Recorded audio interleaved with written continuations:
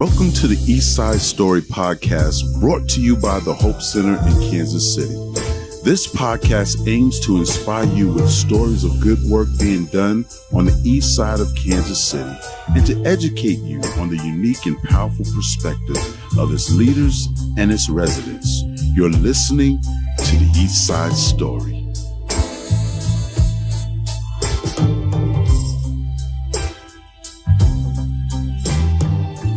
So we're here with Dr. Jamisha Wade, Executive Director at a powerful nonprofit here in Kansas City called Start at Zero. I've known Dr. Wade we've known each other for what? Almost a decade at least, right? 2011. Yes. Yeah. 10 years. Yep. 10 years. Yep. So Crazy. you do it all. As far as I've seen you work your way through your master's, invest a lot of time as a PhD student at KU. You're a professor, doing a lot. And at the same time, have 5 kids, a loving my husband. heart is being like, how did I do all this? Why did I do all of this? Right. But I've just seen diligence in your leadership the whole time. Like your personal leadership of who you are as a person, your own personal journey, the leadership in your marriage, and then leadership vocationally. So when you think about your journey, like you've poured a lot in, like take me back to Fort Worth, Texas, your family. Who was the person in your family or in your community that you looked at and you were like, that I want to be like that person? And they kind of were your star guiding your ship at night. Like, that's who I want to be like. Yeah, I mean, I would say that's really a tie between my grandmothers. My grandmother Shirley, who I call Little Mama, and then my grandmother Julia, who I call Granny, and named my first daughter after her. And for different reasons. So both of them were matriarchs of our family. Right. So my mom's mom is Shirley, and I better not call her Shirley, Little Mama. And then my dad's mom is Julia, Granny. And so both of them, my grandmother, both of them church ladies, took us to church. So my mom always gave us an option. She said, I was forced to go to church, so I'm not going to force y'all to go to church. So y'all make y'all decision. Right. And I made the decision to go to church. And I think my main reason, though, for going to church was because we had a small church. I love small churches. And the whole congregation were like my grandparents. And I was like the only kid. Right. So in Step one of the out of churches, line. Kojic Church. Right. So I was the only one. So they would be looking for me. And, the pastor, first day they slip you a few dollars. Oh, yeah. So that was like every Sunday. So I need some lunch money, but in the midst of that, now that I've, reflected on it, like that was encouragement. They were asking about school. They were asking about my report card. I would go on Friday nights. And so we had testimony service. And so, it's 5 people there. So everybody got to give a testimony. So they're like, all right, little sis, what's your testimony? I'm like, giving honor to God. Volleyball practice is going well, But it was that combination of like being affirmed, being celebrated, being honored. Like, you're going to participate. You're not just here as a spectator. You're going to participate. And so then other little kids would come to church and they would be like, go talk to them and see if they want to come back next Sunday. And so both of them, allowing me the freedom to come to church or not, but then making sure I had clothes, making sure I looked nice, making sure I participated in the usher board, in the youth choir and things like that. And so, and then being a big sister. So I would also add my little sister in there because a lot of what I did was for her. So, that when you're an oldest sibling, they're like, well, you're the baby brother. So, but when you're an oldest sibling, they like, you got to do right so that your sister sees you, so that you make the grades. And so from my grandmother's to my younger sister, kind of being in the middle of that, I think that just created purpose in me. Like, you are not just doing this for yourself. It's about your community. It's about who's in front of you and about who's watching you. And my grandmother, Shirley, was a daycare provider, in-home daycare provider. So she, we helped with the little kids. And I was like the PE coach. So I would always take them outside and my other cousin would be in there, teaching them. And so that's just how we lived. And so I don't know. Like, and that's like entrepreneurship, business ownership. the call up of leadership engaging you as the PE teacher. That's a lot for a kid to see. Right.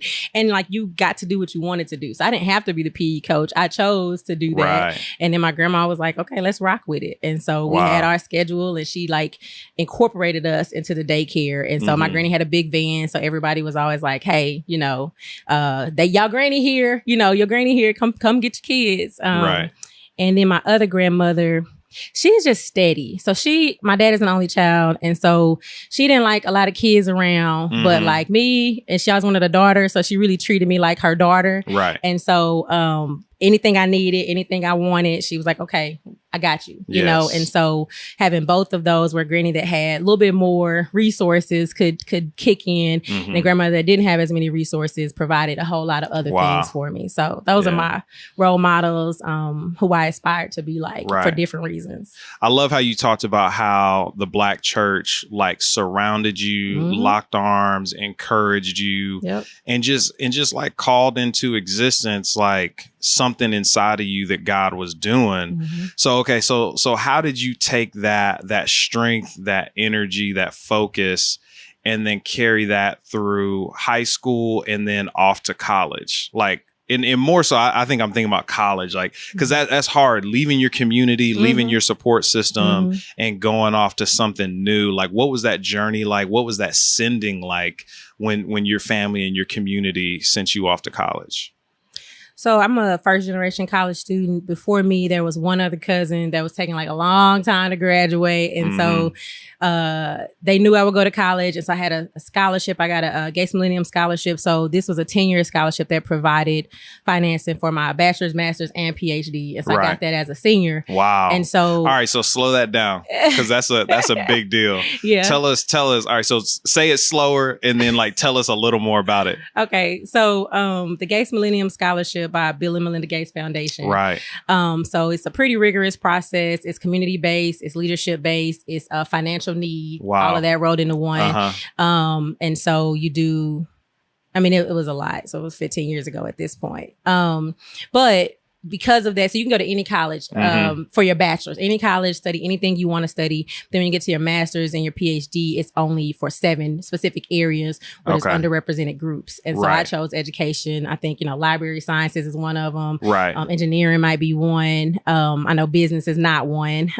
So anyway, got that scholarship when I was 18. So that just kind of like mapped out what I thought was the next 10 years. And so, the big thing was don't get up there and get distracted by boys, Right. And so, even though I was involved in church, I was so boy crazy. And I had, I was telling my best friends, we just finished a little vacation. I was telling them I had a roster of like guys that I was like interested in, but I didn't want to be distracted. So I was like, I like y'all, but I'm going to college. So I'm here for a purpose. Right. You either about that or you not. And so we can kick it. But at the end of the day, I gotta, get back to school. And so get back to school and career. And so with the send off with my family, it was sad. My mom was a single parent raising my sister and I. And so I still have flashbacks of them, loading me in my room and then walking away, and I'm at the door crying and they're waving, and then I go back and give them one more hug. And it was just the saddest thing ever. It was the saddest thing. And so, but I was ready. I was ready for college. So I thought. So I graduated number 3 in my class. But then when we did testing, I tested into remedial math. Wow. So I went to a low performing high school. But I was in AP classes, but didn't pass any of the AP tests, And so that's why I'm like, dual enrollment. Get in dual enrollment. Don't do AP class. Oh, you could do them, but also do dual enrollment. And so that was a shock for me. But we had a Black Student Association. And so they said, be best friends with everybody in the Black Student Association, make friends, connect. And so if it wasn't for the Black Student Association and then trio programming, I don't know. It definitely would have been a smooth transition to college. So, because I didn't know what I didn't know. Right. As a first generation college. So my mom would always say, even in high school, she would say, those people get paid to help you. So go talk to them about, college and enrolling and take what all you the help take you can get. All of that. Because she was like, I don't know. So, so,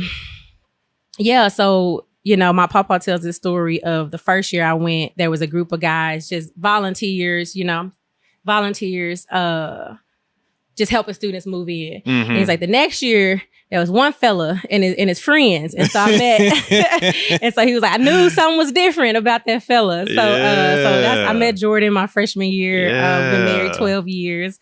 And so, he's a huge part of my leadership too, my leadership journey. She's a dynamic leader. And so, being able to learn from him and him learn from me. And that's just like, all of our conversations are about like leadership and how people interact with each other. And so that's been a huge blessing for me. And so we met my freshman year, got engaged my sophomore year, and were married my junior year, pregnant my senior year. Wow.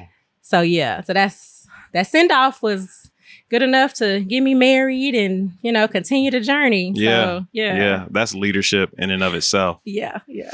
All right. So Jamisha, when you think about your journey through, college, you meet your husband there, you all get married, you have a child, but your dreams don't stop. Like you went ahead, you pursued your master's, you pursued your PhD. Tell us about that journey and like the grasp of that dream and being able to like love your husband, love your child, and at the same time not let go of something significant that God wanted to do in you personally. Yeah, so I think depending on when you would have asked me, I was very good at compartmentalizing, because a lot of people, once you start talking about something other than your family and you start getting distracted, quote unquote, then they question if you're really about your family, if you're really about, your husband, your kids. Right. And so in my mom's groups, I would just talk about mom stuff and, vaccinations and potty training and a little bit of marriage stuff. And then when Jordan would get home, I was like in tune with him and work and what he did at work. And then I would have class, from 4:30 to 7:30 a couple times a week. And that's when I would like go into like academic mode. Right. But my mind didn't stop. And so I was, we were in the mom's group. And so people are complaining about this or talking about, like, I know what the issue is. Like, here's like, people aren't like really living authentically, like they are forcing themselves to be in this place. And I say force, meaning, it was easier for our family for me to go to grad school and be home with the kids than like pay for childcare. So like some of it is situational. Practical. It just makes sense. Yeah. And I do believe that if a parent can be home with their child in those first few years, which is incredibly privileged, but if they can do that, then they should, because, they get to bond, they get to have tons of different experiences that a lot of preschools and daycares don't provide. Like we were at the zoo or a museum or Deanna Rose or something like every other day. And then we went to the pool. And so you don't get those experiences in daycare. As good as it can be, as high quality as it can be, you don't get those experiences. So as I'm learning about psychology and child development and adolescent development, I knew that it was important for me to be home. Right. But also I still needed an outlet. And so I literally would say, school is my hobby. Right. And I'm like, school is not a hobby. Like, I mean, it's an expensive hobby or like a time consumer, but it's not really a hobby. It was something I was actually passionate about. So when I stopped saying like, it's not a hobby, it's like something I love to do, it's something I'm passionate about doing, it's something that is helping my family, it's changing our community. And so all these things that I'm learning, I'm bringing them back, but I'm not saying that I'm not saying it's school, it's psychology, it's, educational attainment. I'm not saying any of that, but I'm like bringing it back to my community. Right. And so I think that like type of code switching that I did actually helped me to stay real and relevant and like make my education practical. And so, I would also say that, I would have these like sidebar conversations with people like, how do you do it? How do you go to school? How do you stay true to yourself? How do you stay connected to your husband in multiple different ways? How do you do that? And nobody was really talking about it. So it's like you in small groups, you in church every week, you at these play dates and nobody was like being intimate enough. And so I also had to create my own spaces where I could like truly be myself. And so, that's when Kelly and Steph and I like started our group. And that was the first time I feel like I had a real, like intimate group of people that saw me like week in and week out, in a small group. They knew me. And so like I was able to go just deeper and just cry about the things. And at that time I had also quit school. I quit school. And, I remember that. Yeah, and I wasn't going back because I was already behind because I thought I was dealing with like postpartum anxiety. Went to therapy and had baby on my lap, had Joseph, my fourth on my lap, and telling her all my problems, all my issues. And then the next week I came back without Joe. And I was like, I know what my problem is. And she was like, oh, do you? I was like, I'm pregnant. And she was like, didn't you have a little baby on your lap last week? And I was like, and I'm pregnant and life is over. Like life is over. That was, I already knew I was at capacity with the fourth, but then when I had the fifth, I was like, I got pregnant with the fifth. I was like, nobody finishes a PhD with 5 little kids. Nobody maintains their sanity. Like I just told myself all these things that I couldn't do and why I couldn't do it. And so I withdrew from school. I was like, I can't do this. And Jordan was like, just take the semester off. You'll come back to it. And I was like, no, I'm not coming back. My advisor at the time even took me and Jordan out to dinner with his wife and just talked about how he wanted to continue to support me. Just loving man. And I was crying. After we left, I cried and I said, you think I'm coming back? I ain't never coming back. And I just hate that he wasted his time. And I'm just like crying. Wow. And Jordan is like, it's okay, babe. He tried, we tried. And so I took that semester. But see, the reason why I know like Jesse was a surprise baby, but I knew like I was trying to do something outside of God's will. So, and a lot of people don't know this part of my journey because I had already decided I was going back to school full time in the fall. And like the daycare I wanted was in Kansas City, Kansas. And, I was like, this is what it's going to be. Jordan's got to get off work. He's got to go get the kids. And then I'll do this. And I just had this whole plan that was like trash. It was a bad plan. But I was going to make it work. And I had already enrolled and the Lord was like, that's why I started calling Jesse the showstopper. Cause I was like, had my plan. Everything came to a halt. Everything came to a halt. I couldn't do anything. And then at that same time, Jordan was feeling a call to pastoral ministry. And so he wanted to go to seminary and I was fine with that. I wasn't jealous or anything like that, but I was just like, we don't have time for all of that, And so, but it ended up being perfect. So he, quit his full-time job and, Jesse was born that fall and he got to spend so much time with Jesse and Joe because they were home full-time. And Junior was home too. And so that was a shift and we spent a lot of time together. So if had she not been born, he might not even went to seminary because it was just a whole like faith trust walk that we were on. And so yeah. That's powerful. I mean, for both of y'all to be pursuing education, pursuing your family, and y'all did it. Yeah. Yeah. Y'all did it. Like it did not look like it could be done. And God helped y'all do it. Like that's powerful. So like people shouldn't just like not pursue their dreams or just consider that like, man, there's only one way to live our life or, a man's going to do this, a woman's going to do that. And that's exactly how every family should look. I really appreciate both of you all's leadership and your faith in doing that and being an example to a lot of people, including me and Stephanie. Thank you for tuning in to the East Side Story podcast.